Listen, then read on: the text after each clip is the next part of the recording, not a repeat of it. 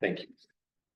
Good morning. This is Ed Hamrick, Assistant Attorney General, and I represent the State Board of Land Commissioners. Today is August 15th, and the board has just left its executive session to receive privileged attorney-client communication regarding the trial of the application of Rangeview Metropolitan District, Pure Cycle Corporation, and the State Board of Land Commissioners in case number 20CW3214 in Water Division 1. The discussions were limited to attorney-client communications regarding that matter. No decisions were or board actions were taken in executive session, and the board is now ready to resume its regularly scheduled meeting. Thank you very much. Thank you. We will proceed forward with our meeting. The land board is just going to bring in Salida, Colorado. Yesterday we had just a terrific workshop. I want to extend my thanks to the folks at Badger Creek Ranch for their hospitality. And we got to explore the watershed up in that area and being touched on parts of the park, Fremont, and Chaffey counties. So really a wonderful day. With that, I will note that all 5 commissioners are here. Commissioner Perkins had to step away for a moment, but we'll proceed forward with our agenda. The first order of business will be any public comment not on today's agenda that folks might want to offer us. I will note that we did receive email comments, and those will also go into the record for this meeting. Thanks, Commissioner Scanlon. Folks listening along online, if you're here to address the board with comments for items that are not on our agenda as published today, please use the raise hand feature and we can bring you forward so you can address the board. Please note, those listening along, that we are in a really echoey room. When the HVAC kicks on, we can barely hear our own selves. So when you address the board, please speak loud, speak clearly, lean into your mic, and we'll appreciate that extra effort on your part. So, commissioners, I don't see any raised hands for non-agenda items. Move forward. Director Ryan, any announcements? Okay, we had the good fortune to have Tim Brass with the Department of Natural Resources with us. Tim, welcome. If you want to give us a DNR report. All right. Morning, commissioners. Tim Brass, Assistant Director for Parks, Wildlife, and Lands at DNR. DNR staff have been working hard to develop our wildly important goals this year for our WIGs for 2024 and 2025. We're also working on outlining our policy and budget priorities for 2025, 2026. While also tracking interim committee topics of relevance to our divisions. To this end, I want to thank Elliot Hoyt for joining the Water Resources and Agricultural Review Committee hearing last week to present the State Land Board's work to sustainably plan and advance renewable energy development on state trust lands. Once finalized by the governor later this fall, DNR's WIGs, legislative priorities, and our budget priorities will be shared out with all of you. We expect the WIGs to reflect those that we've seen in the past pertaining to balancing conservation and recreation, increasing CPW's revenues, and then advancing the state water plan. We're also working on a new WIG related to the State Land Board's ongoing work to advance the state's transition to renewable energy. To what? To advance the state's transition to renewable energy development or renewable energy. Commissioner Heath, Tim, if I may, specifically, the governor has tasked us with growing renewable energy production on land board lands by 200 megawatts. We're at 550 already, so in 3 years from now, we'd have to be at 750. Yeah, and those are currently still in draft phase, but as soon as they're final, we'll definitely share. I thought they were finalized. So that's all good. No worries, no Sorry. worries, no worries. No, but that's the current draft. Back to 150. Yeah, right. But yeah, totally okay to share that. No worries.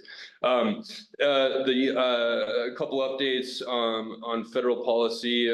We are currently working with the BLM to help finalize several important wildlife focused planning processes, which DNR has been engaged on. This includes the Big Game RMPA, Gunnison Sagegrass RMPA, Greater Sagegrass RMPA, the UFO RMPA, and then we're also working on the solar PEIS and the Grand Junction and Colorado River Valley supplemental EIS.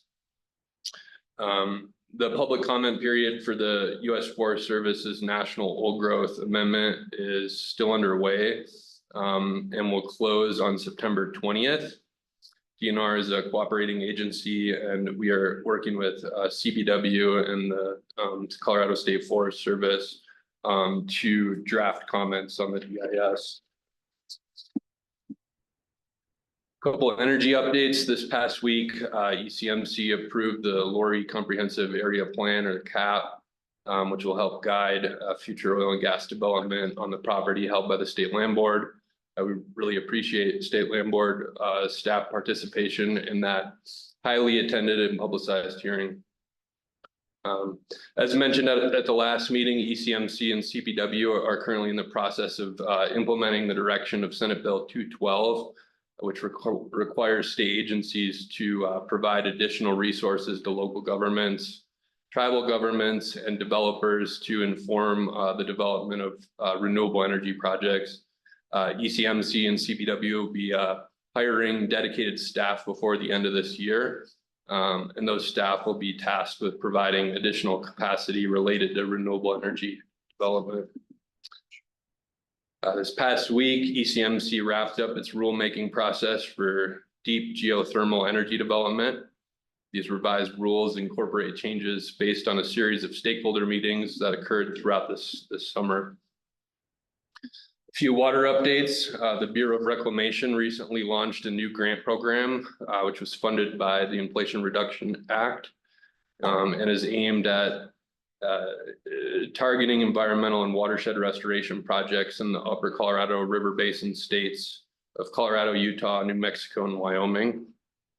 We expect a second grant program drawn from the same pot of $450 million to be launched here this fall, with a focus on multi-year water conservation projects in the upper basin states. One water-related bill that the Water Resources and Agricultural Review Committee is considering right now, which could potentially implicate the State Land Board, involves the revegetation requirements upon dry up land. As the bill progresses, and if the bill progresses, DNR staff will be sure to coordinate with State Land Board staff on engagement on that bill. Tim, what's the idea on that one? To take it away from the counties and down the state? The idea would be to like have some state regulations which would require revegetation when lands are purchased for dry out. And who would do that revegetation? I think some of that's TBD. We haven't seen the bill draft yet, just have heard the concept, so. But based on the discussion at the hearing, which I know Elliot was there for in the bill, I think that was the general idea. Like Aurora has bought land in the past and taken the water off, so they're responsible for the rebate. Whoever removes water from the agricultural land bears that burden. I guess the last water update is there's been a huge amount of interest in applications for the Wildfire Ready Watersheds program, which was funded through a special release of the Colorado Watershed Restoration Program. CWCB has awarded $6.6 million of the $10 million in available funding to support 13 wildfire ready action plans, 8 projects, and 2 studies. The deadline to submit applications for this next round is September 30th. Couple of quick forestry updates. Co-swap is currently supporting 2 projects on state land board lands, which I think were mentioned earlier. One on Maxwell Park in Chaffey County, as well as a Twin Sisters State Trust land parcel up in Larimer County. Both projects are being completed by Conservation Youth Corps crews. And both projects will reduce wildfire risk by removing understory shrubs and trees, and creating more space between mature trees. The third workforce development grant release will be out in this next September. It's a good opportunity to apply for more support from the Youth Corps or the Department of Corrections SWIFT crews for strategic wildfire mitigation projects. Quick tribal update. DNR staff have been actively tracking potential legislative concepts which have been discussed by the newly formed American Indian Affairs Interim Study Committee. Thus far, some of the topics that have been discussed of relevance to DNR include providing free state park entry to tribal members, dual classification of bison as wildlife and livestock, some tribal water rights issues, as well as the potential for a tribal fee waiver for hunting and fishing licenses. During yesterday's American Indian Affairs Interim Study Committee hearing, it's a mouthful, DNR's Assistant Director for Tribal Affairs, Stacy Coleman, presented on a number of ways that the State Land Board and DNR are currently working with the tribes on natural resource issues of common interest. A couple of CPW updates. CPW currently has several significant conservation and recreation plans, which are available for public comment on the Engage CPW website. These plans include the Colorado Outdoor Strategy, the State Wildlife Action Plan, and the State Comprehensive Outdoor Recreation Plan. CPW is also soliciting public comment on new commercial use regulations, which will provide consistency on how commercial use is regulated across CPW-owned lands. CPW is currently working in coordination with the Forest Service to help inform a plan for the development of Sweetwater State Park. And the hope that plan will help maintain the area's backcountry character and also be responsive to local interests. CPW recently announced the unfortunate discovery of the zebra mussel veligers in the government Highline Canal, and also the Colorado River above Grand Junction. A veliger is a free-floating larval stage zebra mussel, and while no adult zebra mussels have been found just yet, the establishment of a zebra mussel in the Colorado River is likely to negatively impact native fish populations due to their filter feeding strategies that strip away essential prey items such as plankton from the water. CPW staff will continue working closely with our partners on next steps, and we've been in active conversations with their communications staff on ways to provide better coordination across the divisions as that monitoring work continues. Lastly, CPW has formed a wolf working group with the goal of laying the groundwork for decreasing conflict and increasing collaboration, and working together with a wide variety of partners. Folks who have been invited to be a part of that working group include wolf advocates, livestock producers, as well as local community leaders.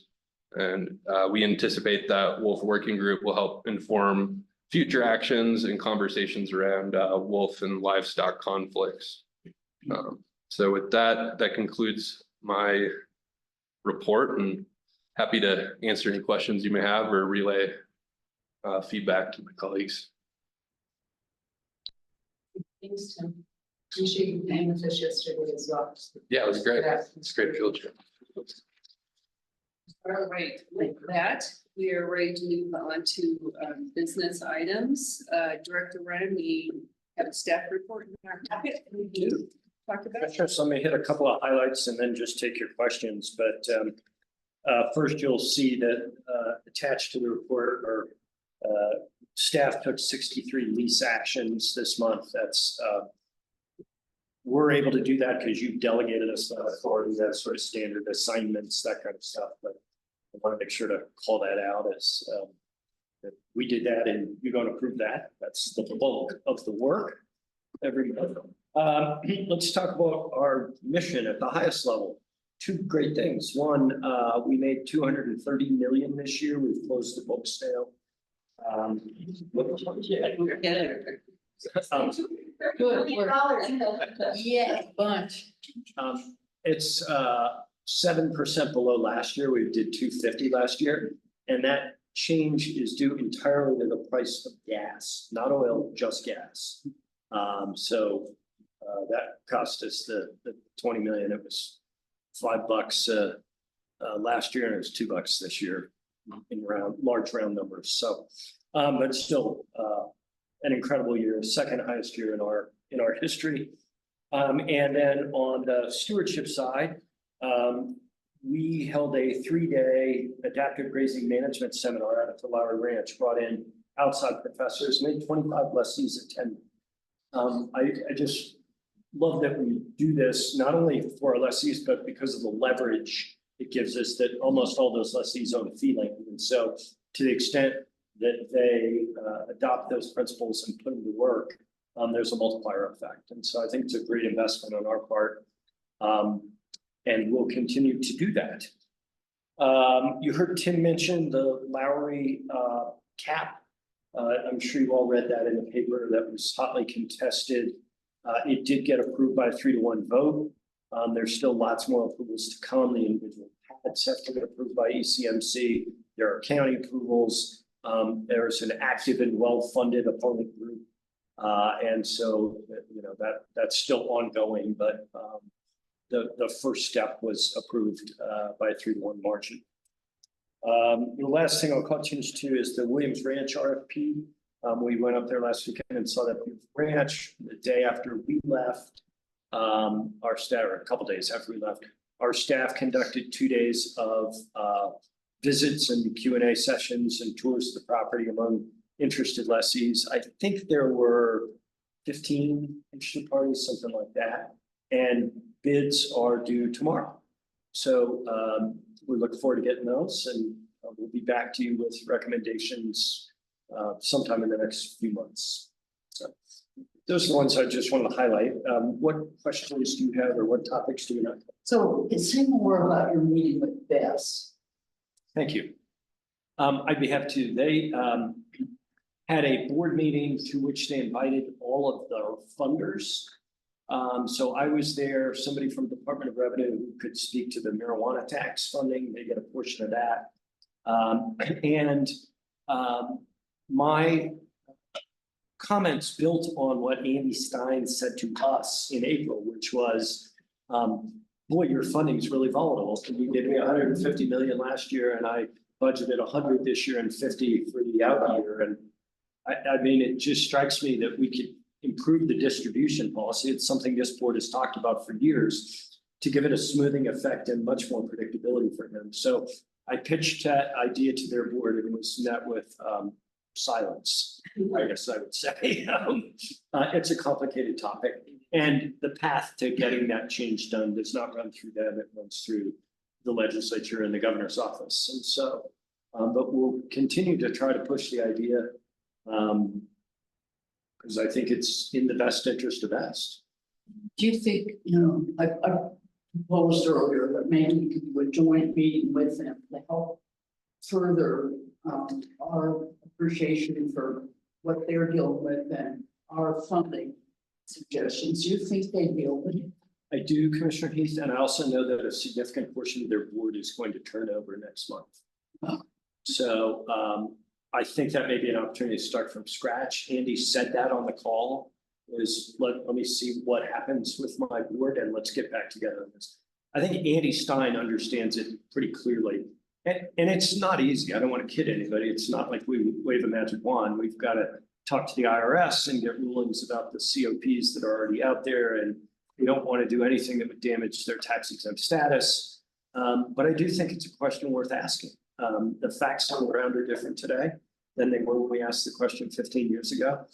And that, if we were to get a favorable response, that opens the door to try to do something that looks much more like traditional long-term endowment, like the university endowment you're familiar with, where, it's a formula based on the value of the assets, not the income from the assets. So, to answer your point, Perhaps the best appointments.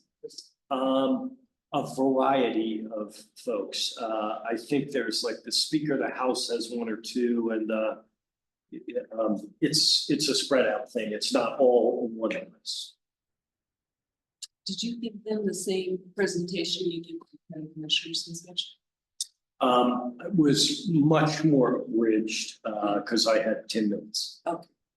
No, I think it's helpful because I'm guessing they don't understand all of our I lines agree. of business. I think that it was interesting that they chose to have a retreat 2 months before their board term. So Also, I wouldn't have tried, came and spoke when asked and then learned that. So I think we should probably re-engage when they have a new board and a new set of priorities.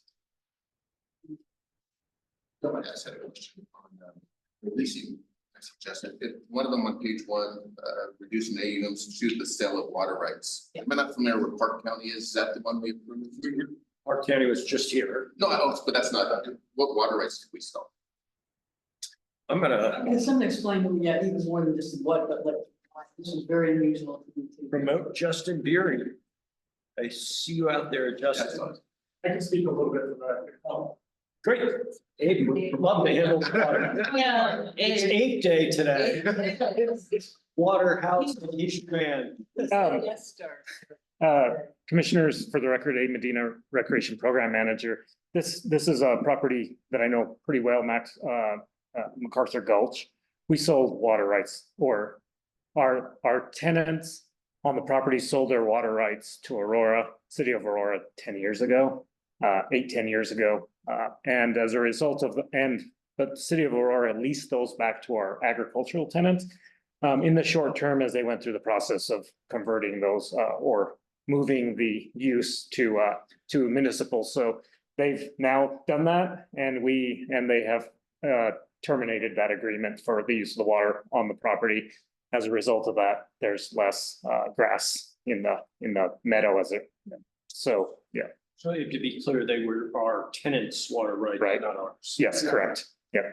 So, Is that, have we seen that happen much before? I mean, that's kind of, obviously an income diminution we have no control over. I'm just curious, is this an outlier case or is this a I couldn't speak to that. I don't know. I don't research? happen to research that for you. We're being penalized for Aurora's moving water. Or their decision to sell? Our decision to sell, and it affects our ability to, I don't know. And Commissioner Charles, say more about that. What do you mean are, you mean landowner? Yeah. Well, it's, I'm saying what they were saying, if water rights were sold, which weren't ours anyway, but somehow it's affecting Yeah, our land. yeah, And again, water rights are property rights, I mean, right. buy, sell, go, but I'm kind of perplexed how, Yeah, me too. and Tim's just talking about 1041 rights, so, we're being injured here. Did we buy the property 10 years ago? I thought we maybe bought the house. Yes. And then Mindy reminded me that when we bought the improvements, we had from our tenants, they did present us the first option to buy those water rights, their ditch rights, and we did not buy them. So, There you go. I was gonna ask, are we offer? Yeah. You had a chance to. Great, thank you. Yeah, the answer I'll is yes. have to research what the logic of that was, because is that 10 years old or something? yes. We'll get back to you. There might be some lesson learned in there. We'll see. But I appreciate the point. Yeah, If you get tied into what Tim said, I'm saying, once they Yeah. take the water off, I'm not suggesting there, but that is. Or just interesting. yeah, Okay. All right. Anything else, Director Ryan? No, not unless you have questions. I don't think so. I think we've covered that. All right, I'd love to hear from Meg Medina today. We are on to final action items. The first tab in our packet, bird banding station. Good morning, Commissioners. Again, Abe Medina, Recreation Program Manager with the State Land Board. I'm here to present on the bird banding station and trust hut proposal, IND fund request. And this is for one of our marquee properties, the Chico Basin Ranch. I do have also on this call, we have Rick Sommerfeld from UC Denver on the line as well. Hi, Rick. He's on the screen there. He's going to participate and give a little bit of background as well during the presentation about our building partner in this proposed trust hut project. So with that, I'll jump into it. So I think first off, I think this is an exciting opportunity for the State Land Board to meet both sides of its mission, both the stewardship and the revenue generation side. This trust hut opportunity will support scientific research and of course provide revenue back to the school trust. This project is located as mentioned, on our Chico Basin Ranch in southeast Colorado. If folks, it's split between both El Paso County and Pueblo County. And this is a zoom in map of the Chico Basin. And this particular bird banding station project is located on the northern portion of the ranch. This is the county line right here in El Paso County. And the specific location is near the homes, in between the homes and the Casita residents. Those are names that we've given those residences on the ranch. So since 2000, the Bird Conservancy of the Rockies has operated a bird banding station on the Chico Basin Ranch at the location that I just mentioned. Oops. If you're not familiar with bird banding, it's an important scientific research method that helps to identify migratory birds and their travel patterns across the US. Typically at a bird banding station, a trained scientist will capture birds in a mist nest, some nests set up in trees, will capture a bird. That bird is then measured, recorded, as is shown on this photograph here on the screen.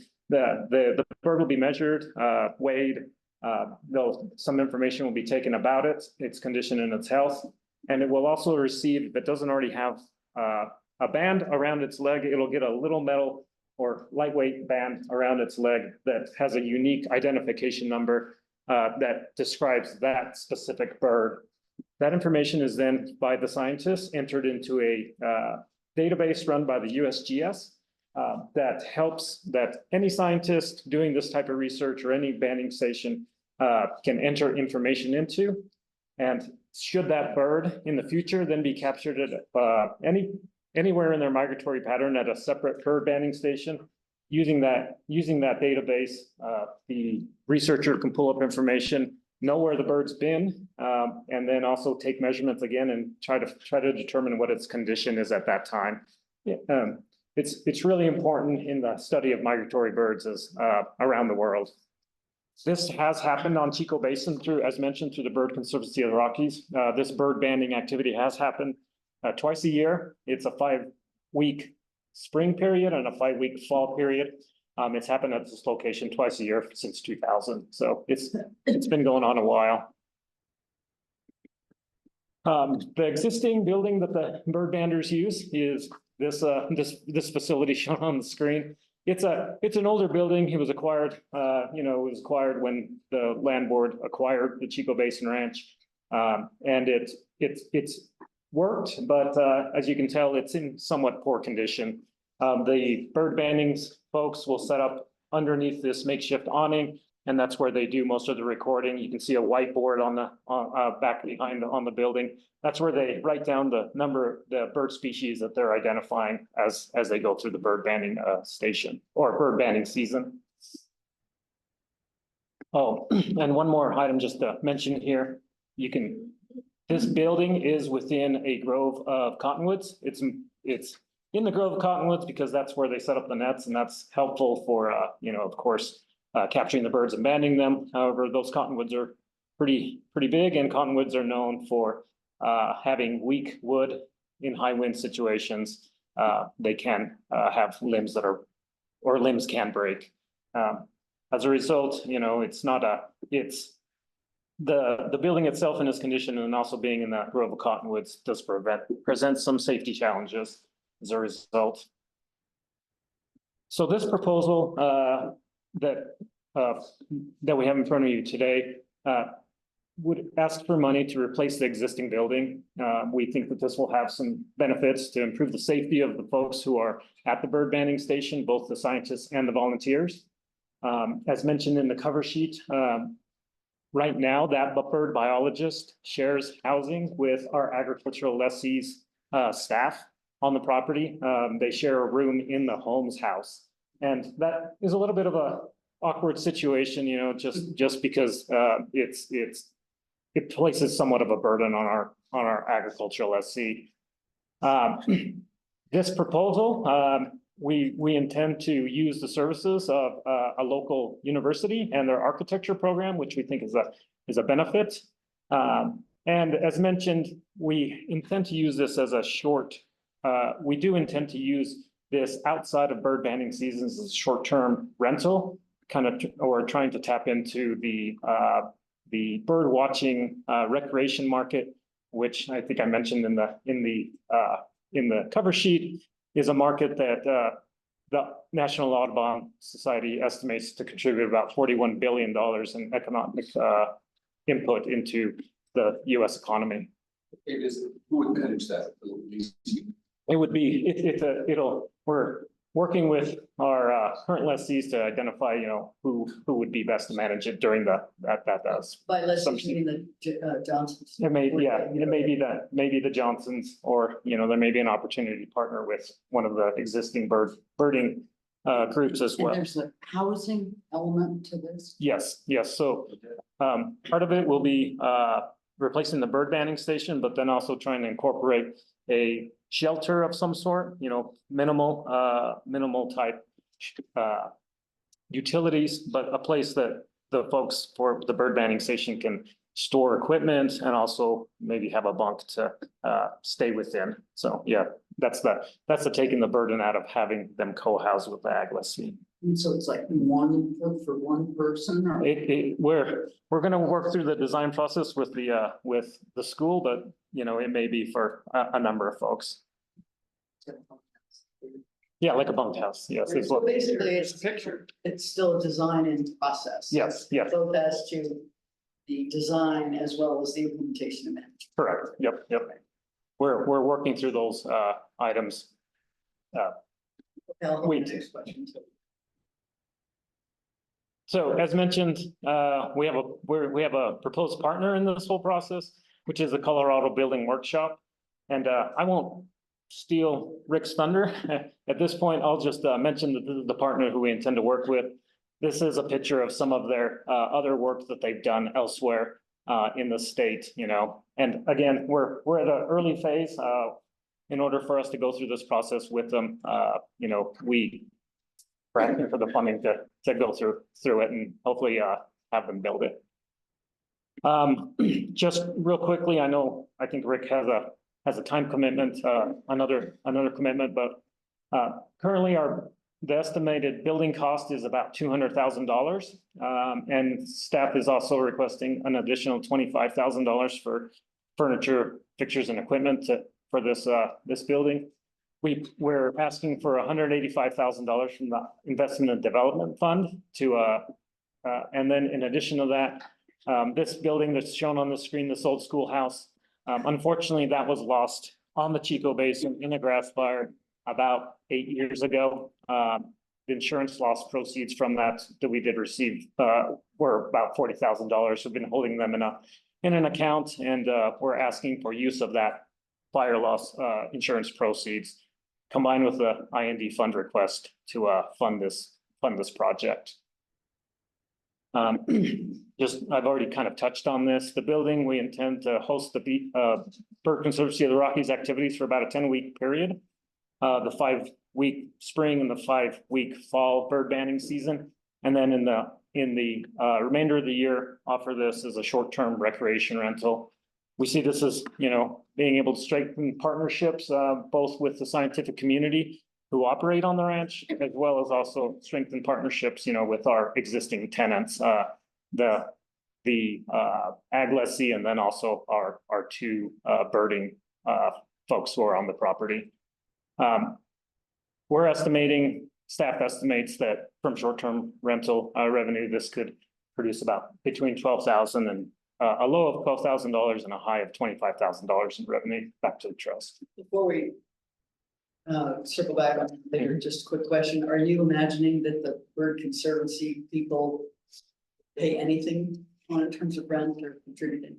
We have not built that into as a part of it.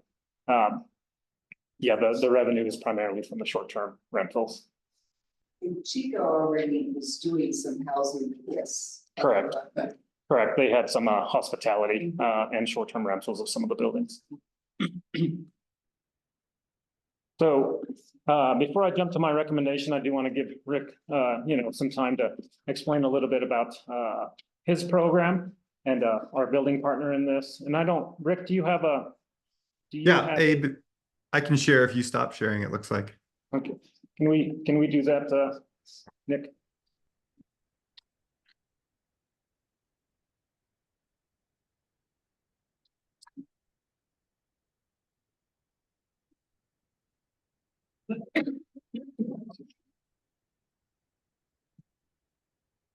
Thank you.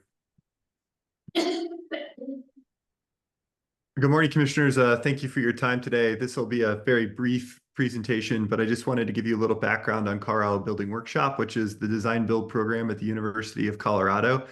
It's a program for Masters of Architecture students, and those Masters of Architecture students are engaging with not-for-profits and governmental agencies to really support projects that focus on the environment, arts, and education. Some of our community partners in the past have included places like Denver Water, Colorado Outward Bound, most recently NOAA Fisheries. And we also have a number of community consultants that we work with that are donating materials to this project and giving the students an opportunity to kind of work with real vendors. We've worked in a variety of different climates, and in many ways our specialty is getting into these kind of very remote locations where construction is a little bit more difficult. We've utilized things like helicopters and llamas to scientific research vessels and Zodiacs to build them. And our product typologies are usually really, really sort of small in scale, but they support bigger issues like food deserts, affordable housing, overfishing, and workforce housing. Some of the projects that you see on the right-hand side are the original proposals that we've replaced over time. And the students basically go through a rigorous process where they analyze and design, they create drawings, renderings. This is a project we just completed in Antarctica. They present to the client building materials and pallets. They build mock-ups. They erect those mock-ups, as a way to kind of learn things. And then they're responsible for actually the construction under our supervision. So we build everything from affordable housing on Navajo Nation. These are some of the projects that the students have completed in the last 15 years. To rentable cabins to help with tourism in that area. We redid the Boulder interior of the Boulder Museum of Contemporary Art. We did a very small bird banding facility down at Chatfield Reservoir for the Birds Conservancy there, a stage in Ridgway, Colorado, an outdoor classroom for urban farming in Lamar Station, which is Lakewoods Housing Authority. We did a series of small cabins for the Colorado Outward Bound School for their staff, a gallery, in downtown Denver, community center in Moab. We did the Longs Peak toilets that maybe some of you might have hiked to in the most recent years to replace the toilets up on Longs Peak. So we did 4 of those in 2018. We did some cabins down in New Mexico, bike shelters, actually out in Denver for bike theft for our students, a bridge up in Severance, Colorado. And then most recently, we've completed the Holt Waters Field Camp in Antarctica, which is a remote penguin research facility and fur seal lab. So over our 15 years, we've had about 400 students go through the program, and we've been able to kind of deal with about 60 community partners, building 22 projects and 52 buildings. We figure the value to our clients is about 2 to 3 times what they invest, because the students are donating their time and their labor, and the university is essentially paying for all of the faculty that do this. So we hope that this year we might add the Bird Conservancy of the Rocky and the Colorado State Land Board to our list of people that we've worked with. Thank you. Thank you, Rick. It's a great example. Yeah.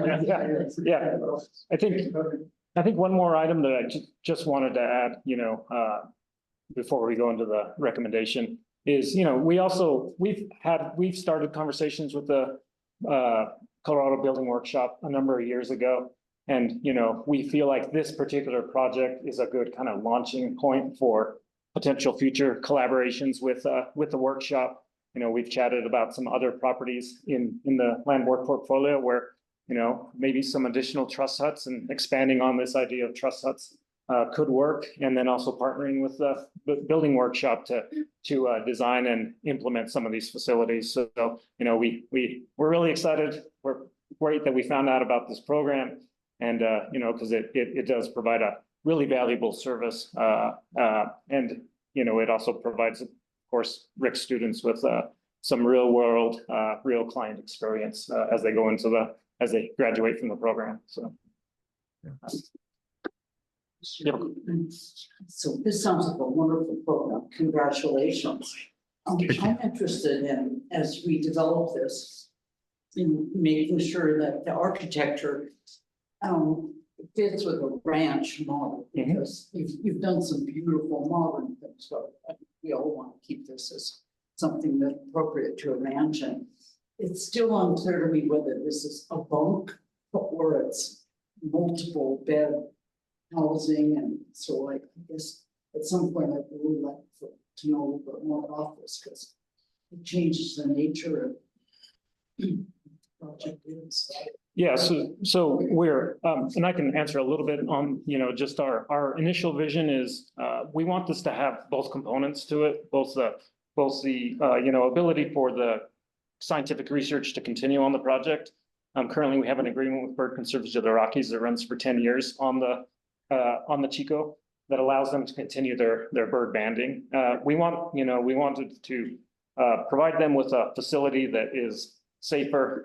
They can store stuff, equipment, and operate safely at that location. But at the same time, we also wanted to have a component to it that generates revenue back to the trust and kind of justifies the use of investment and development fund dollars to pay for itself and provide money back to the trust. So by combining those two, what we envision is it would have, of course, during that 10-week period, it would primarily serve as housing or a place for the bird biologists to stay and volunteers to be able to stay at the location and not be in the agricultural lessee's one of their residences.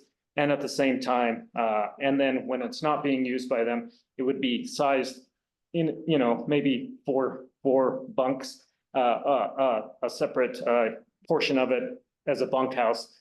It would, of course, accommodate the bird biologists and the volunteers, but then could also be a size that, a small group could rent and come out and stay on the ranch and bird watch early in the morning during the year. So it's a combination of both is what we're envisioning. Of course, if these funds are approved, we would then go through I think this fall semester, Rick mentioned that this fall semester would primarily be researching, kind of the property learning a little bit more about the characteristics, the aesthetics of it, you know, the use of the Bird Conservancy of the Rockies operation there, and then the students would come back with design ideas. All of this is, you know, in consultation with the State Land Board and with Bird Conservancy of the Rockies, so that we can, at the end of the day, come up with a design and a building that fits the location, fits the character of it, and also meets the needs of the scientific research that's happening there. Are you thinking moving the Burbank area away from the platforms? I am. They do fall down. Yes, possibly, or I think the other option is to, if we because the location is important because it is right there with, so they can do their mist nets and the capturing of the birds. It might include some, if it's not moving it to a different location, it might be doing some tree limbing around there to clean that up and make it a lot safer. Yeah. So remind me, when we were down there, they talked about how many birds come through there. Do you remember? Oh. It's just this amazing figure. It is, yes, it's thousands. I don't know that figure off the top of my head, but it is, I know that Chico Basin is an important stopover on this migratory flyway.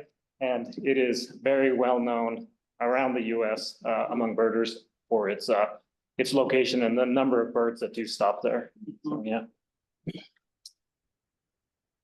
So just, I like the branding. Yeah, me too. And you started talking about the timing, so maybe a year from now it'll be done, or? yeah, so Rick, do you can you speak a little bit just to the timing with the student schedule as to when, you know, how this would play out? Yeah, in fall, we do a lot of research where we're essentially trying to kind of understand the landscape, understand the project brief, survey. So that basically takes us through the whole fall semester. And then in the spring, we start the design process, mostly because we have more credits that the students are taking as part of this certificate program. So there's only one class that they take in the fall, but in the spring, they take 4 different classes. Or sorry, in the fall, they take 1 class. In the spring, they take 4 classes. And so the spring, we have a lot more time. And so we'd probably do schematic design work in the January timeframe and present proposals towards the end of January, early February for comment and review. And then we would, from there, come back with a set of probably design development or even construction documents that we would submit to the city. We've gone down to the Pikes Peak Building Department. We've talked with them about working with the students through the permitting process and fire and zoning. And everybody seems very excited about the project and happy to work with us, which is always difficult if the building kind of permit process doesn't go quickly. Then we would start prefabricating a lot of that work in March and April. And then we move down and live on site for about 3 weeks in May, where we're assembling the prefabricated components because, you know, in these remote locations, and Chico Basin Ranch is not as remote as some of the places that we've worked, but it's, you know, a distance from, you know, any major sort of city. It's best for us to kind of live down there and have a lot of it already pre-built so that we can install it relatively quickly. The project would wrap up probably in June 2025, where the pavilion for the bird banding and some of the units, we haven't really sort of determined the storage and, you know, number of units sort of configuration yet for the bird banders and where those would be. But there are some restrictions, like we have to keep the units under 200 square feet for kind of a glamping experience and for permitting purposes. So they're going to be very, very, you know, small structures. Some of the examples I showed you of other cabins fell into that same category. For that were Bound School. They were 200 square feet. For the Cottonwood Gulch, which was the wood ones with the roof, they were 200 square feet. So, you know, it's not something that we're unfamiliar with, building these kind of micro units. But it does sort of limit some of the building forms and other things that we can, you know, take on. So I hope that answers your question. Thank you.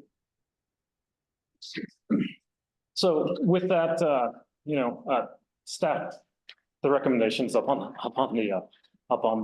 the screen, we do recommend, our staff recommends board approval of the $185,000 from Investment Development Fund and the $40,000 from the fire loss insurance proceeds to work with the Colorado Building Workshop and construct a truss and bird banding station at Chico. Are we ready for motion? No, we have to public comment. We're almost ready. Folks listening along online, if you'd like to address the board on this item, please use your raise hand feature and we'll bring you up so you can. Ms. Bird is looking if there are any comments that are negative. He looked a little feisty, I apologize, but it's a bird we see out on the Chico. I see one. Yep, so Linda Hodges promoting you to panelist. Takes a few seconds to cycle that and you'll be in control of your camera and mic when you're ready.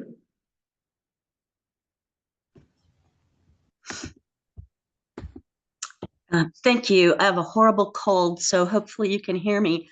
I just wanted to stress the need for a structure for the banding equipment and appreciate these proposals and ideas that Rick Summerfield has come up with. I may have missed this because some visitors came by. Is there any kind of kitchen facility or toilet included in the hut idea? So we're still looking at those components and seeing, what would work. We certainly understand that some limited facilities like that would be beneficial. Yeah, so looking through the design process. I mean, not just beneficial, if we're going to provide beds, we gotta provide. So Rick has been talking with the building department just about what some of those needs and how to address some of those items as a part of it. Are there not totals there now? They currently use an outbuilding, some portable porta potties that come in. And there have been the biologists themselves. Generally, these volunteers camp on the property. The bird biologist has use of the kitchen and the bathroom at the home's residence is how it's worked in the past, so. Worked out. Yes, we hope to address those items and, make it something that is usable. Thanks, Abe. And I should have said, Linda Hodges with Aiken Audubon down in Colorado Springs. We do provide the porta potties at the banding station. And just thank you for coming up with this idea and for proposing it to the board. I so appreciate you supporting the banders. Thank you. Thank you, Ms. Hodges. Appreciate it. All right, any other public comment, Nick? There are no additional raised hands. Okay, with that, we are ready for. I move that the board approve the board order as presented in our board packet to achieve this creative solution.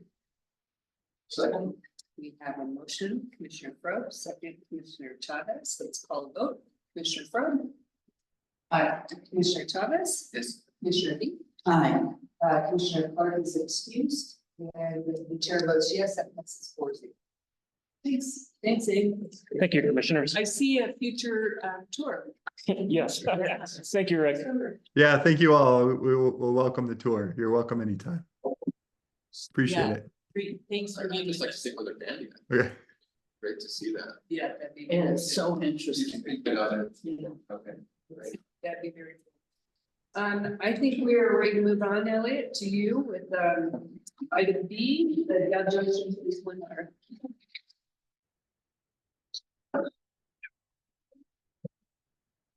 Good morning, Commissioners. Elliot Hoyt, Assistant Director, Sustainability and Working Lands. Don't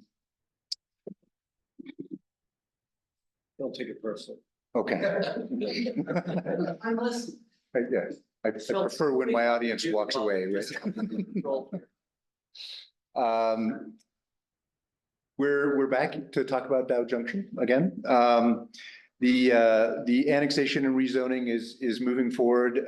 We submitted our next round of the annexation and development agreement to the town last week. and we're working through getting submittals that will go out for referrals. We will bring that agreement to you when it's ready, when we've worked through enough of it with the town that it's ready for you. So so make sure that I am, yeah. Today, I'd like to focus on what we call phase one, or the phase one development area. On the screen is the plan of the entire property. The red outline with the one in it is our phase one portion, which is 3.63 acres.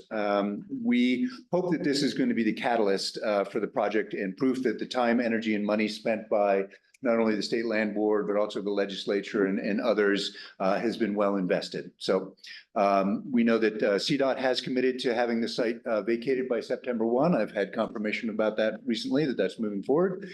And we are moving forward with this first phase of development, which will hopefully be momentum for the rest of the project. We thought it would be helpful just to put this into a time frame for you. We keep coming back with piecemeal updates on this project, but just as a reminder, there have been conversations about this site and this idea for a long time, well before my time joining you. I think the original MOU was signed in 2022 of beginning the conversations. The annexation and rezoning petition was submitted in November of last year, right before Greg Okish retired. There was a request for qualifications for this first phase one portion of development that was issued pretty much right after we put in for the annexation and rezoning. You see that as the yellow bar there. There was a short list made. I think there were 10 proposals of qualifications. We selected 4 teams to issue the request for proposals, or RFP. That was the selection was made in February. We issued the RFP in March. We have had responses to the RFP, and now we are ready to present to you our recommendation from that process. And then the phase one development would begin. Obviously, annexation and rezoning has to wrap up before we can actually build the first piece of the project, but we're trying to move things in parallel so that we can have built results out there as soon as possible.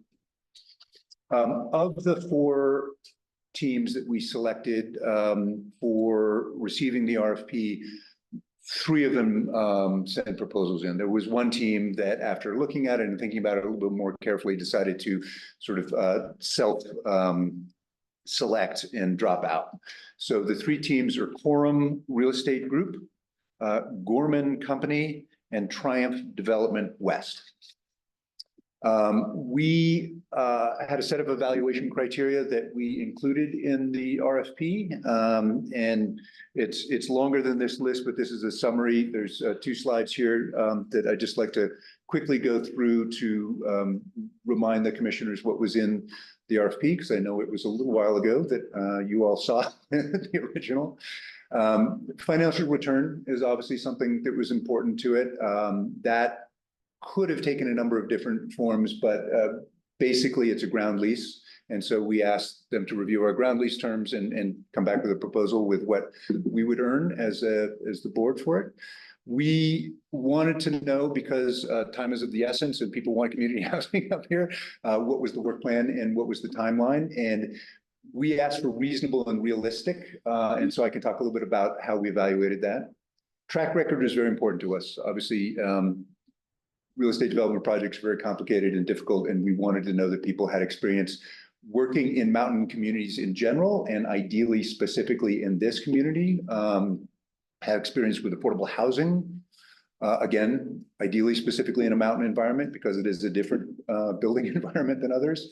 We wanted to know what kinds of financing strategy they had, and had they done that before? Because that's obviously critical. Affordable housing in particular tends to be a very layered stack of requirements and very complex. Needed to work with public partners, is a collaborative group, and also had a history of public engagement. Again, community housing, very important in this community, trying to get as many houses built as quickly as possible. So we were looking for ways in which we could maximize density within the framework that the town has set up for us. And we looked very carefully at the kinds of units, you know, studios, 1 bedrooms, 2 bedrooms, et cetera. And also we had established a mix of affordability, the percentages of AMI that we developed. We worked with the town of Avon on what they were looking for. And also it was very important in acquiring the water from Eagle County and the Eagle River, Upper Eagle River Water Authority.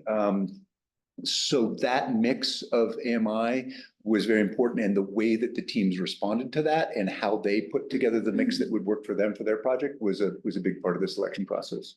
Yep. That's already been, that's set now, the AMI is in the. I mean, obviously the annexation and rezoning has not been finalized, so I can't say that it's set, but that has not been a point of contention or discussion so far, and the county based their recommendation for the 16 acre feet of water on the mix that we did. So to the best of my knowledge, that mix is what everybody feels comfortable with. There has also been discussion to say it can change in the future based on mutual decision. So for now, people are comfortable with that mix. Creative approach was important to us. You know, what's the best design engineering, and then how would they finance it, and what's the capacity of the team. So those were the criteria we used. The recommendation comes from staff to you, but we have been and continue to work and review this with our partners who are Eagle County, Town of Vale, and most importantly, Town of Avon, because it's going to be in Avon. And as you'll hear, they are critical to the partnership of getting this actually built.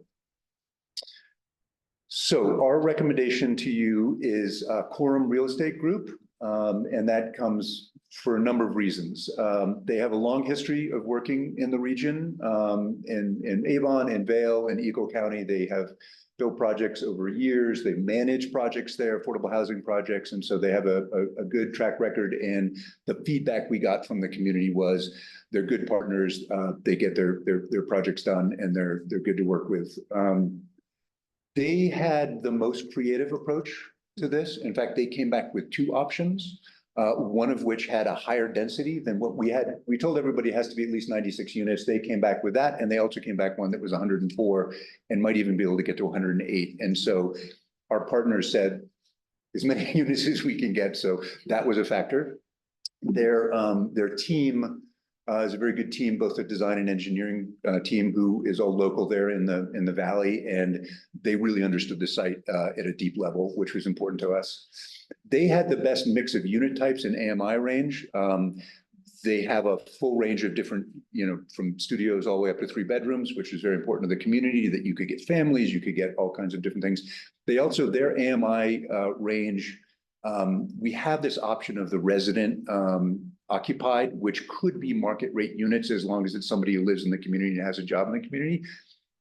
Everyone else sort of had to tap into that to make the numbers work. They actually didn't. They have some units that go up to 140% AMI, which is bigger than our one, but they didn't have any that were fully market rate. They also had many more units were at the low end, and they went all the way down to 30% AMI that we didn't even require. So they had the widest range and what was considered by the group to be the best range for meeting this community's needs. So that was a critical factor. They have a aggressive timeline, but we have heard that other projects they're doing in the valley have aggressive timelines that they're meeting. So it's not just that they can come up with the schedule, it's that they can actually deliver on it, which is very important to us. And remind me again, Yes. when would move to be in the perfect schedule? It's an excellent question. We would like to get the annexation process completed this calendar year. So, you know, by this winter, if ideally, and design process probably could start even before we finalize that. We would go through the spring and go through entitlements into next year. Would hopefully be able to begin to move dirt next building season, but occupation then would be in 2026 if that would keep, because it would take more than one building season to get it done. The last piece was the financing strategy. So each of the 3 teams had a different financing strategy, which was interesting because it meant there wasn't one obvious way to get this thing built. Quorum came back with a strategy for financing with municipal bonds, working with the town of Avon, that is structured in a way that allowed them to support a construction cost that was higher than some of the others, which I think also allowed that wider mix and actually frankly, an additional building and more density. So the way that they structured their financing fit with what they were promising and what we liked, which was great. Didn't require other things like the tax credit, financing, so forth. So it's very controllable by the town, which was also very attractive to us. And they had a track record for doing it. Yep. With those bonds. I think so, but I'm not 100% sure. But yes, it would be the Avon Housing Authority. They do have Avon has a housing authority, which they had used in the past, hadn't used for a while, but they can put back into place. And so I would think that it would be a public process to get those approved and voted on, but I don't know the answer and I can get that for you. The other thing to point out is that bonding capacity and ability to take on the say additional cost of maybe a more complex project has to also include the little bit of park space that is right adjacent to it. They're able to take on that and to build there's the boat launch site and the little park space. So all of that has been factored into what they did.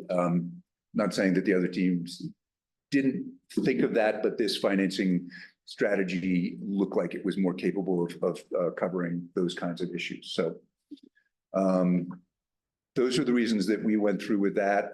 I have a recommendation here, which is, based on what I've just presented. And just one thing I wanted to also point out is that part of what the recommendation is talking about what a next step is, which I suspect that everybody is interested in based on your question. So we're working out exactly what the contracting mode for this would be. And it's going to involve us, it's going to involve the developer who we're suggesting would be Quorum, and it's going to involve the town of Avon because they would be issuing the bonds and so forth. And the housing authority in this particular situation would be the owner of the building. So Okay, the housing authority. the Avon Housing Authority. So it's the town, but they have the housing authority that would be the entity that would own and run the building.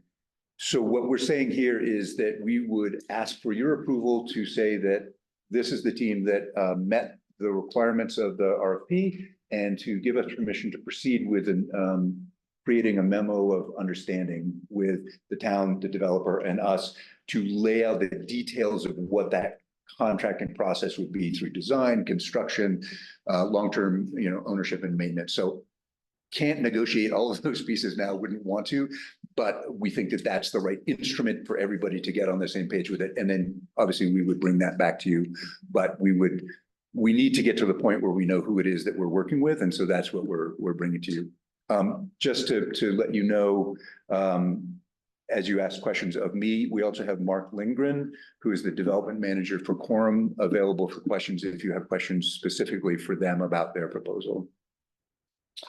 Remind me again, so we would continue to own the land and Yes. lease it to the Avon Housing Authority. And Yes. who would own it Yes, and maintain it.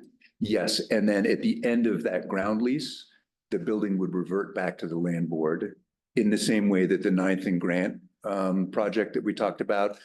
The idea is you create these long-term, maybe 50-year to meet the deed restrictions and in that case, the financing of it. The building could revert back to us. Obviously, at that time, there could extend with somebody else. Yeah. But yes, they would be the owner of the building and so manage that and then pay us the ground lease for the ground. That's the current thinking. Obviously, got to hash out some of that, make sure it works. Maybe it's what you had said. Mhm. About, are these going to be all leased units, rental units? Yes, the current thinking for this building is rental units, and there are a couple reasons for that. One is that that's part of what's very much needed, and so that meets what is desired by the community. The other factor is, and there has been a request and desire for sale units, affordable units in the valley, as I'm sure you can imagine. We, as I understand it, we as the landlord tend not to like to have for sale units on a ground lease. It's difficult, it's complicated. We actually have one at Dowd. The, unwound one. yeah, the 5 years marketplace, yeah. ago. It's messy. It's not the business Yeah. we should be in. Yeah. So our preference, and certainly the way this is structured, would be a rental building. Be simple. Kind of, Yeah, or you sell the land to a land trust or something, but we. Yeah, I get it. You may recall, our marketplace building in Vale Yeah. was 21 condominiums on a ground lease, Yeah. and the HOA stopped paying. And we had to do 21 separate foreclosures. And it took 3 years, and it aged Ed by. Yeah. Yeah. Remind me again about the tenants, so Yes. would you imagine there'll be families, and what kind of work do you think people would be doing to be there? It's an excellent question. Obviously, I don't have a 100% answer for that, but in our conversations with the community, it has been, you know, workforce housing, community housing is the language that's being used.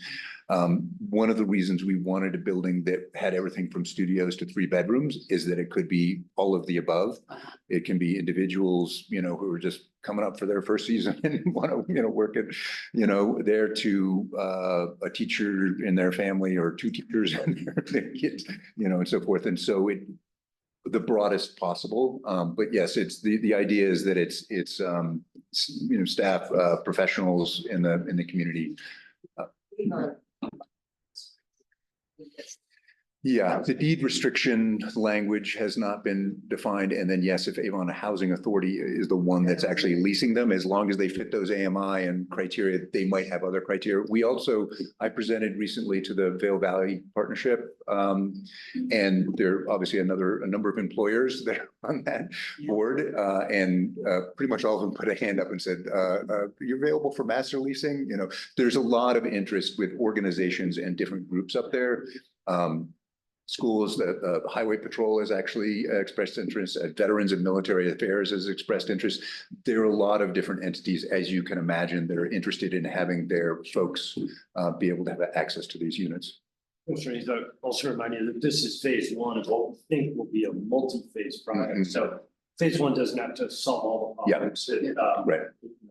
Be lots of other phases that could be targeted to other things Mhm. as Avon sees fit. Yep. But on this one, as Elliot said, I think Avon was pleased that this had a variety of unit types. Yeah. And a wide variety of AMI mixes, and that made this Yep. pretty appealing. Yep.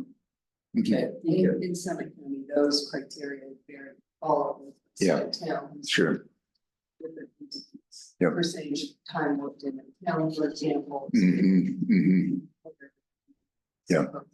Yeah, that hasn't been hashed out yet, but it could be something that's in the MOU, or it might be that next level beyond that.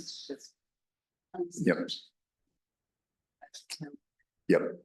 Yep. Business, yeah. Yeah. so quorum, Yeah, I think, yeah, this was the question comments period. So other questions about this particular? Okay.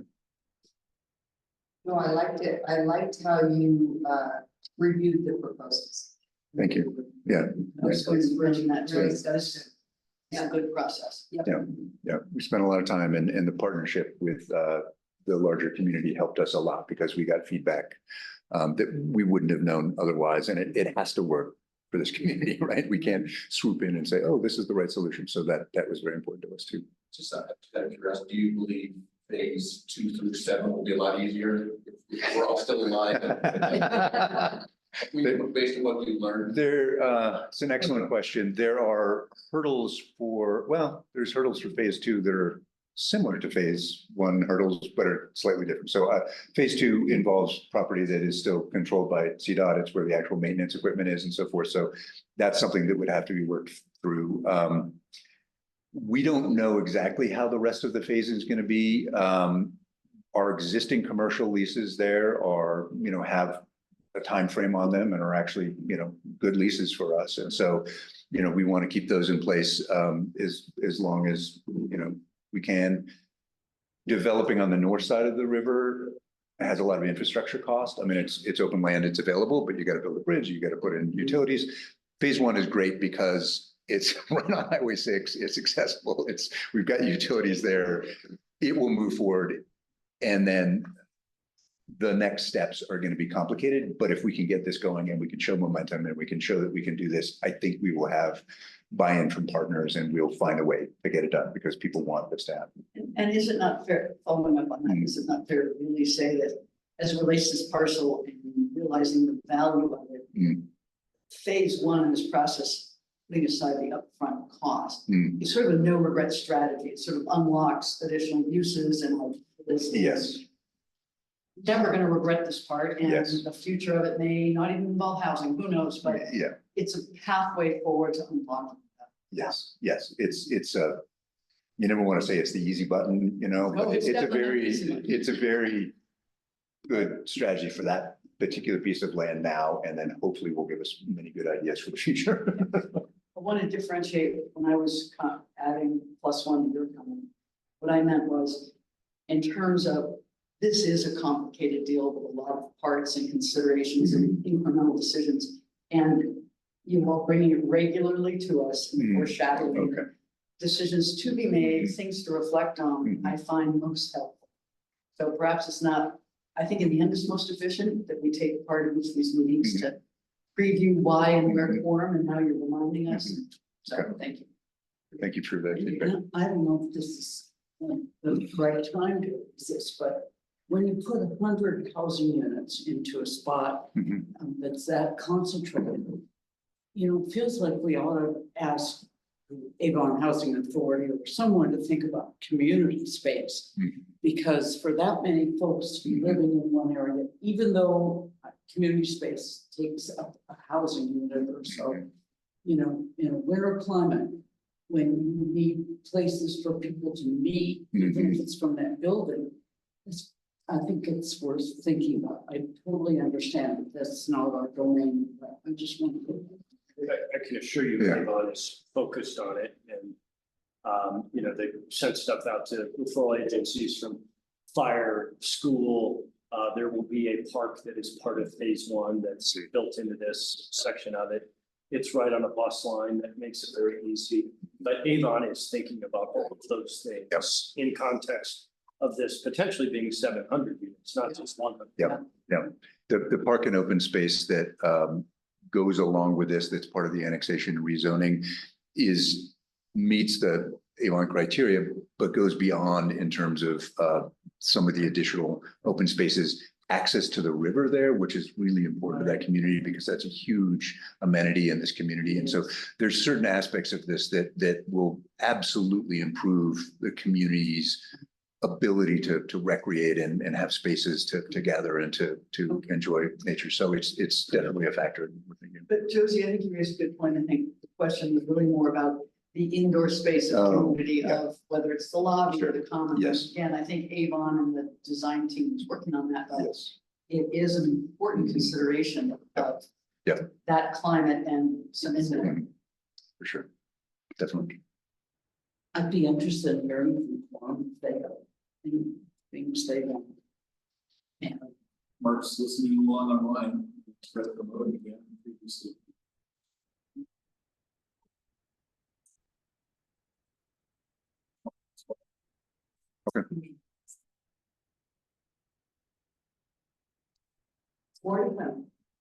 All right, with that, we'll open this question up to the for public comment. If there's anyone who would like to do so. Folks listening along online, use that raise hand feature if you'd like to address the board on this item.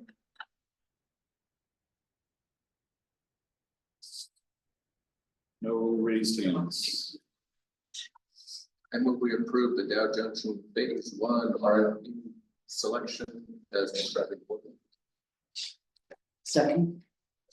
Have a motion, Commissioner Chavez, Commissioner Keith has seconded, without a vote, Commissioner Chavez. Yes. Commissioner Brown. Yes. Seems like a conditional yes. I don't know when I'm supposed to bring up, there's a second part of the board order, so we'll just do two motions perhaps. It's in there. One was delegating, second part was. So you're including it? Well, it's a good description. So are you comfortable? Yes, All is well. Okay, Commissioner Heath, yes. Commissioner Clark is excused, the chair votes yes, that passes. Thank you very much. Good, because it's exciting. All right, I saw that LaFontaine's face a while ago, and here you are again. I am back. You're- Can you confirm you can hear me? Yes, We we can can. hear you. So, that we're on tab C, final action items, policy review, real estate acquisition and disposition. All right, good morning, commissioners. Thank you for having me. Matt LaFontaine, Acquisition Disposition Manager. And today I have before you a couple of modifications that are proposed to our acquisition and disposition policy. And it's up for its normal review every 3 years. Overall, the policy has been working well. So we're just making a couple of tweaks that we think will better it for staff work and board administration going forward.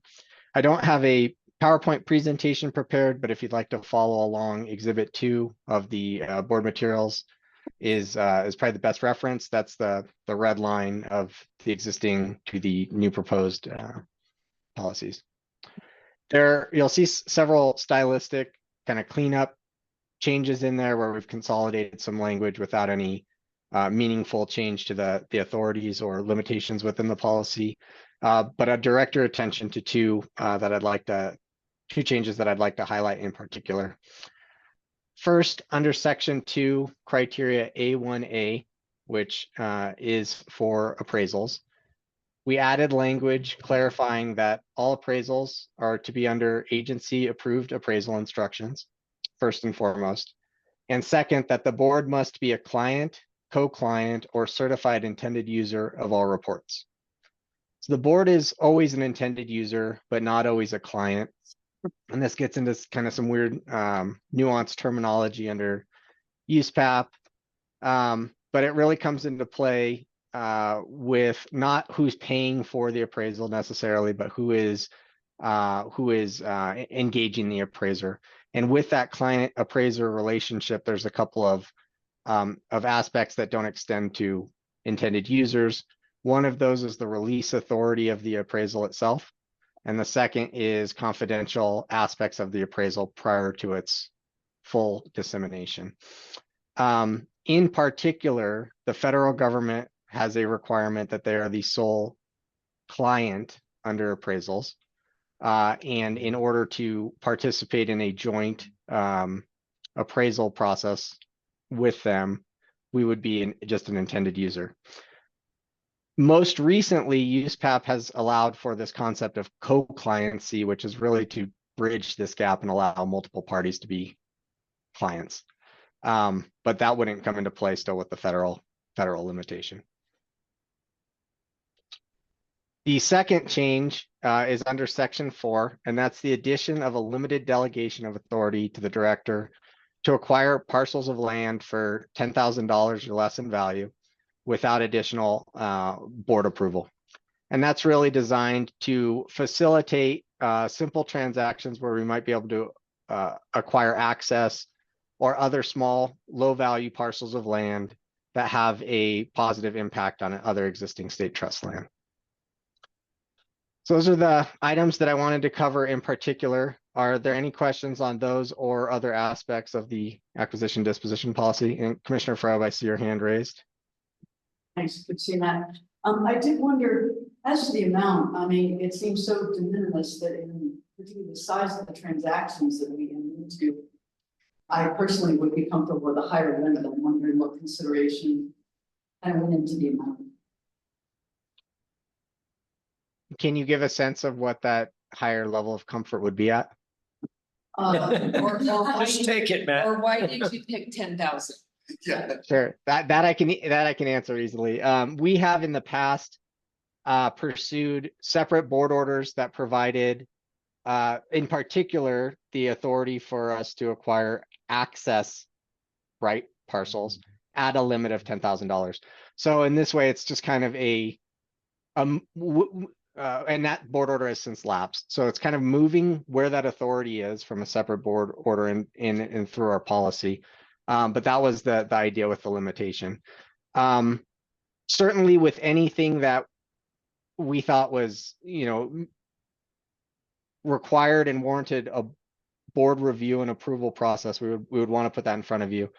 I think that most of the accesses that we have acquired over time have been in the range of $10,000 or less. So from a functional perspective, I would be comfortable with setting it here and maybe revisiting that in the future if we find that there are multiple opportunities that are causing, a separate and discrete board agenda items because of that, where that threshold sits set. Fair enough. So you're comfortable with it, and we'll see if it's not adequate. Yes. Questions or comments for that? Nick, let's open this item up to public comment. Member of the public, if you would like to make a comment on this item, please use that raise hand feature. I'd be happy to bring you forward.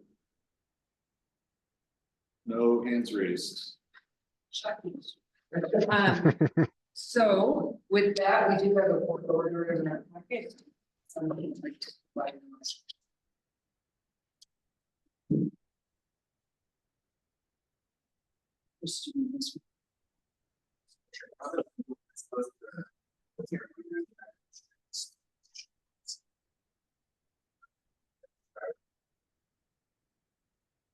Commissioner Chavez, do you have a second? Second, Commissioner Pro, we will call a vote. Commissioner Chavez. Yes. Commissioner Pro. Yes. Commissioner. Yes. Commissioner. Abstain. And the chair votes yes, that passes. All right, thanks, Matt. Thank you, commissioners. All right, we are moving on to, Nick, are you playing the part of Andy? I am, but I thought I would offer to aid since we haven't heard from him in about 20 Yeah, minutes. I missed it. I really missed it. I take that as a no. Yeah, sure thing. Commissioners, for the record, this is Assistant Director, and if you don't mind, I'm gonna do this off camera. Assistant Director Nick Massey, presenting the board leasing agenda for the August meeting. In your packets, you've been presented with an agenda with 5 items on it. As a reminder, and for the record, we present these in a consent agenda format because they tend to be things that are very run of the mill, but still require board input because they don't give staff the authority to act independently. And it's funny that we call it a consent agenda because we always talk about at least one item. But I just wanted to draw special attention to item number 5, which is an assignment of lease. As a reminder, this was a lease that the board voted on, I think in October, creating this water lease. The lease itself actually wasn't even signed until about 6 weeks ago. But we knew that something like this assignment was going on as the nature of water transactions, they move things between LLCs. And so this is just the formality of something that was coming. The staff has no special concern on that. So happy to entertain questions, comments. Not happy to see a motion on that item. I don't see anything from commissioners. We'll ask if there's any public comment on this item. Folks listening along, if you'd like to make a comment on this item, please use the raise hand feature. And one of these days I'll check if there actually is a raise hand feature. I've never been in the audience, so I don't. There it is. Sure, it was utilized already today. No, I know people can raise a hand. I don't know if it's called a raise hand.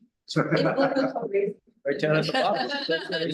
I can raise the hand on my own. Yeah. Would you like to speak again?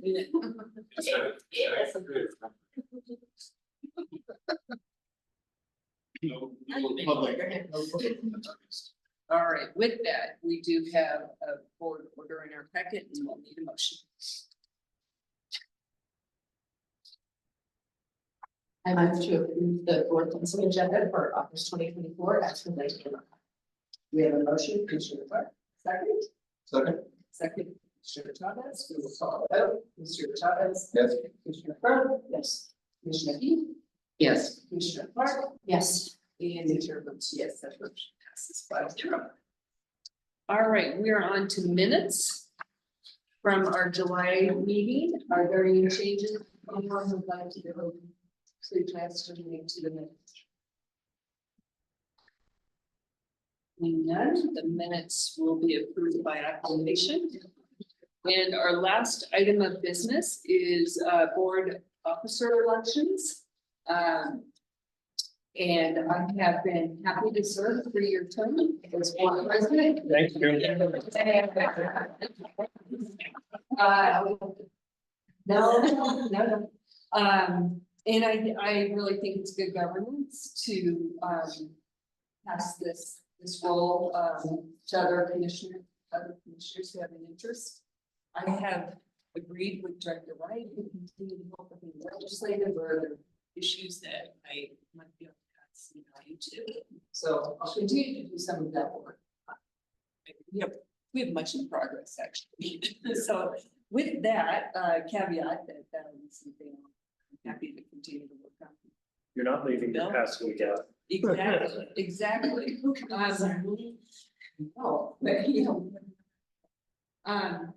But with that, I want to open the floor to nominations for board president. So, Madam Chair, first with appreciation to you, knowing how much this involves and what a nice job you've done.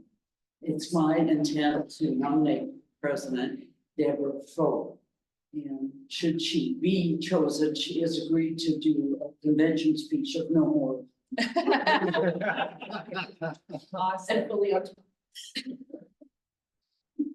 Awesome. I would second that motion. I think that you would provide some real great insight into this role. I also think, to be candid with how terms are lining up, we really want someone who can continue past a rotation of commissioners. I think that kind of institutional knowledge is really important, and appreciate your willingness to do this as well. So, the nomination, thank you. All right, wonderful. We do need a vote, correct? Think so. We have a motion in a second. Let's call a vote. Commissioner Travis? Yes. Commissioner Pro can do it herself. Yes. I guess so. Sure. Robert's Rules of Order. Absolutely. I Yes, voted be your right myself. side. Commissioner Lee? Yes. Commissioner Court? Yes. And the chair votes yes. That passes 5-0. Welcome to this role. Thank you. Yeah, exactly. September will be the meeting. And then we do have vice chair of the commission, and I would like to nominate Josie Heath to continue in that role. Josie has been terrific for me to be able to hand off these duties occasionally as needed, particularly when, for whatever reason, I wasn't able to be here. Well, I had COVID once and really stepped into that remarkably. So I would ask for a second support. And we have a second. All right, let's call a vote on the vice chair role with Commissioner Shaw. Yes. Commissioner Pro. Commissioner Pro. Yes. Commissioner Heath. Yes. Commissioner Cook. Yes. And the chair votes yes, that passes 5-0. Thank you, Josie. All right, with that, I believe our meeting is concluded. It is. I'm going to cover a couple of calendar things. First of all, at our September meeting, we will try and set our meeting dates for 2025. Okay. It's our intention to just keep it the way we've been doing, and I don't think it's broken. So we have been doing the second Wednesday and Thursday of every month. So we should see if there's any. So we will publish a calendar with that, but if you would check those dates in your own calendar, just show up prepared to have that discussion. If there's a reason we need to move a month, we can move it. Second, I emailed you all, we're not going to do a tour in September. And so we were trying to decide between the Wednesday and the Thursday. Commissioner Clark had said the Wednesday worked better for her. I was proposing Wednesday anyway, I heard no objections, so Wednesday got sold. So y'all get the Thursday back in your calendars. And then I'd like to pose the same question for October. We have 2 days blocked out in October, the 16th and 17th, a Wednesday and a Thursday.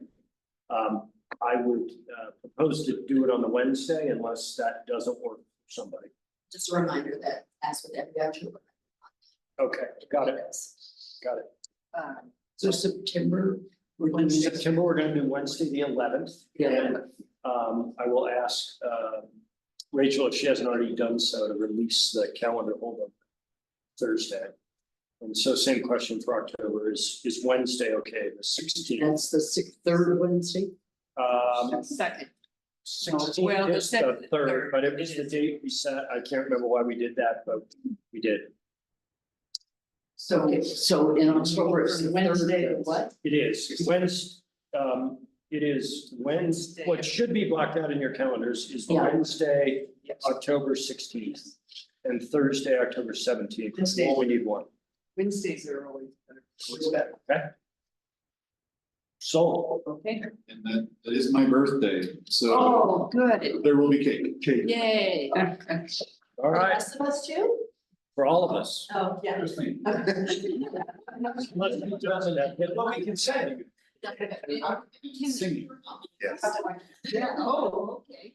There, and looking at our big December lunch, will that be on the 11th, Wednesday? To be determined, Wednesday or Thursday. Wednesday's better. What, Wednesday's have we reserved something yet? Rachel is not here to answer, sorry. So we'll That's- get you an answer All since right. Rachel returns. I fly to Hawaii, and I would hate to miss lunch. But I also will fly to Hawaii. As much as. And I'm going to, just down there. Just put it out there, do what you need.